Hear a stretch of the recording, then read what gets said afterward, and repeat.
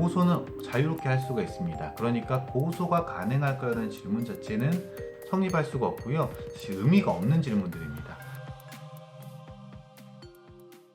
안녕하세요. 당신의 개인 변호사 박혜원입니다. 이번 영상의 주제는 이겁니다. 많은 분들께서요 저한테 이렇게 문의를 주십니다. 이메일이나 카카오톡이나 댓글 등을 통해 가지고 많은 분들께서 질문을 주시는 것들이 어떤 거냐면요, 인터넷 활동을 하시다 보니까 어떻게 보면 결코 해서는 안 되지만 게임 중에 특히 롤이 많더라고요.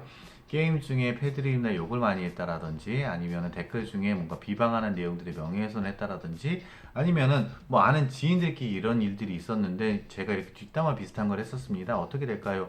너무나 괴로워가지고요, 새벽에 연락을 주시는 분들이 굉장히 많더라고요. 본인 잠도 못 주무시고 어떻게 될까. 특히 나이가 어리신 분들일수록 더 그런 경우들이 많더라고요. 나이가 어리신 분들 같은 경우에 혹시라도 부모님한테 연락이 올까, 경찰서에 연락이 올까 두려워하시면서 질문을 이렇게 하십니다. 제가요 이만저만 해가지고요 막 이렇게 어쩔 수 없이요 이렇게 해가지고요 욕설을 했고요, 어떻게 비방하는 글을 썼습니다. 그런데 이거 고소가 될까요? 라고 질문을 하십니다. 그런데 그 질문에요 하나같이 제가 답변 드리는 게 똑같습니다. 고소는 얼마든지 가능합니다. 자기가 피해자라고 생각하는 그 사람이 말이 되던 죄가 성립이 되던 당신을 찾던 말던지 간에 고소는 자유롭게 할 수가 있습니다. 그러니까 고소가 가능할까라는 질문 자체는 성립할 수가 없고요. 사실 의미가 없는 질문들입니다. 사실은 당신 또는 당신의 지인분께서 그런 취지로 저한테 물어보시는 거는요, 혹시라도 이게 고소가 되어서 수사가 진행이 되었을 때 당신께서 어떠한 처벌을 받게 되면 어떡합니까? 라는 질문으로 나름대로 선회해서 말씀을 드립니다. 앞으로도 많은 댓글들이나 아니면은 이메일이나 이런 것들을 통해 가지고 유사한 질문들이 반복이 될 텐데요. 그분들한테는 이 영상을 추천해 드리는 것으로 답변에 가름하려고 합니다. 고소가 가능한지 여부에 대해 가지고는요, 어떠한 것들이든지 간에 고소는 가능합니다. 잘못된 고소를 하는 경우에는 무고죄라는 제재가 있을 뿐이기 때문에 피해자 입장에서는, 자기가 피해자라고 생각하는 사람들은 얼마든지 고소를 할 수가 있습니다. 그러니까 고소 자체를 두려워하실 필요는 전혀 없습니다. 두 번째로는요, 고소가 되었을 때의 문제입니다.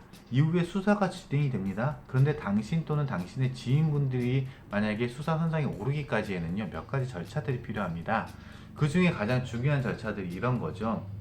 명예훼손 모욕죄 같은 경우에는 세 가지 요건들이 기본적으로 필요하는데요. 첫 번째로는 명예훼손적 표현이라든지 아니면은 모욕적인 표현이 있겠죠. 이거는 거의 다 들어가 있어요. 이건 오케이. 그런데 두 번째로는요, 공연성의 문제입니다. 제가 1대1 대화 중에 아무리 욕을 한다고 하더라도, 그런다고 하더라도 제3자들이 볼 수가 없기 때문에 아예 성립이 안 된다고 합니다. 고소는 할 수 있겠죠. 고소라면은 경찰서에서 수사를 진행하지 않고 공연성이 없습니다. 그래도 각하시켜버리겠죠. 당신에게 연락 올 일이 없겠죠. 세 번째는요, 특정성입니다. 여럿이다 같이 게임을 하다가요, 제가 예를 들어가지고 쌍칼, 제 스타크래프트 아이디입니다. 쌍칼을 상대로 해가지고 쌍칼에게 쌍욕을 했습니다. 그걸 많은 사람들이 봤습니다. 그런데 쌍칼이 누군지 그 사람들은 모르죠.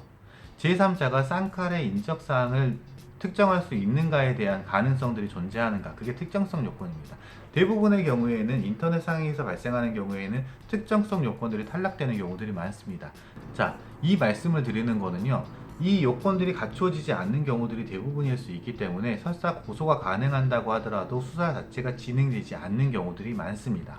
두 번째는요, 수사가 진행이 된다고 하더라도 당신의 인적사항들을 확인하는 기에는 굉장히 어려운 수사상 문제들이 있습니다. 그것이 이제 피해자들의 입장에서는 굉장히 좀 곤욕스럽고 조금 부당하다고 생각하실 수 있겠지만요, 지금 손톱을 물어두면서 밤새우고 계시는 당신에게는 조금이라도 위안이 될 수도 있지 않을까 싶습니다.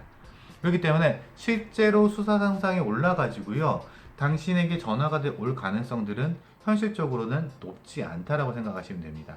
저도 길 가다가 쓰레기를 버리는 경우들이 있습니다. 쓰레기를 버리는 경우들도 있지만 그럴 때마다 처벌됩니까? 라고 물어보신다 그러면 처벌될 가능성이 있습니다 라는 것들이 변호사들의 답변이겠지만, 실제로 저는 지금까지 태어나가지고 여러 차례 쓰레기를 버렸지만 결코 그렇게 하면 안 됩니다. 버렸지만 실제로 제가 쓰레기 무단 투기를 해가지고 수사선상에 오르거나 처벌받은 바는 없습니다. 마찬가지로 당신 또는 당신의 지인분께서 인터넷 사이버 공간에서 해서는 안 되는 행동을 했다고 하더라도 그것만으로 수사 선상이 무조건 오르고 무조건 처벌이 되는 것은 아닙니다. 물론 그렇다고 해가지고 계속해서 쓰레기를 버린다든지 아니면 계속해서 올바르지 않은 행동들을 하고 위협적인 행동들을 하게 된다 그러면 결국에는 당하게 됩니다. 그렇기 때문에 결국 하지 마시라고는 충분히 조언을 드릴 수가 있지만 지금처럼 새벽 3시, 4시에 저한테 연락을 주시면서 어떡할지 몰라가지고 이게 공포에 시달려가지고요 아무것도 못하시고 심지어는 최근에 그런 공포심들을 역이용을 해가지고요 너 인적사항 지금 까 전화번호 해 너 부모한테 잃어버릴 거야 너 계속 그런 식으로 하면 내가 고소해가지고 너 깜빵 쳐넣어 버릴 테니까 너 나한테 얼마 보내 뭐 이런 식으로 2차 피해가 이게 역공이 돼가지고 이런 경우들까지 종종 발생하더라고요. 그래서 제가 조언 드리기에는 이렇습니다. 결코 사이버 공간 안에서 명예훼손적인 표현이라든지 모욕적인 표현들을 사용하시는 것들은 안 됩니다. 그리고 만약에 그런 행동들을 하셨다 그러면 그 자리에서 바로 사과를 하시는 것들이 바로 바람직하다고 생각이 들고요. 그 이후에 실제로 경찰서에 연락이 오지 않았음에도 불구하고 혼자서 이게 고소가 될지 혹시 수사가 진행이 돼가지고 나한테 연락이 올지 아니면 우리 부모님한테 연락이 올지에 대해 가지고 초조해가지고 아무것도 못하는 그런 사태들이 벌어지지 않았으면 좋겠습니다. 혹시라도 만약에 경찰서에서 연락이 온다 그러면요 제 영상 그 경찰서에서 연락이 왔을 때 어떻게 대처해야 되는지를 참고하시면서요 그 영상을 보면서 연락이 오면 이렇게 대처하면 되겠구나 정도로 생각을 하시고요 앞으로는 이런 행동들을 하지 말아야지 다시 한번 다짐하시고 더 이상은 이렇게 너무 초조해하시거나 긴장하지 않으셨으면 좋겠다라는 말씀을 드리겠습니다. 이상 당신의 개인 변호사 박혜원이었고요. 저는 항상 당신 편입니다. 감사합니다.